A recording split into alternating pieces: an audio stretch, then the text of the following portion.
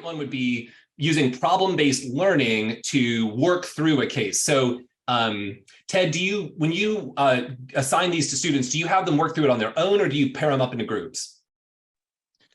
Usually we use this in an online learning platform as a discussion group. So they have to watch the video, and they have either a series of questions that we have for them to answer, and they can't see anybody else's answers before they post. So they post their responses to it, and then it opens up the chat or the discussion group for them, and then they can see everybody else's. And as part of those exercises, they're required, one, I have to post my own, but then I also have to respond to a fellow student about their post as well. And what we see is there, some people will focus, I think this is a respiratory issue. I think this is a cardiovascular issue. And then they start talking back and forth about, why they felt one way or another based off of, the information that they obtained. And we bring it back into the classroom as well. For us, they have a week to do these things. So by Wednesday, they have to turn in their initial discussion. And then by Sunday, they have to have an answer discussion to another student.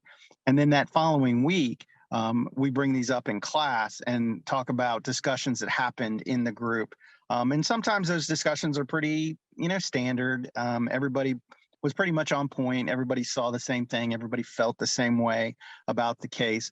But anytime that there was a difference of opinion or a concern, it facilitated a more in-depth conversation with it. And for us too, when you have a student out in clinic or you have a student out in internship, they talk about experiences that they've had or patients that they've seen, but we don't always have a great picture because we weren't out there with them. So we're kind of unsure about what they're talking about or what they're trying to bring.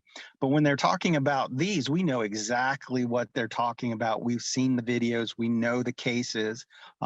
So it's a more pointed and a more directed conversation where everybody's kind of on the same sheet of music, and the discussion just seems to be a little bit more useful.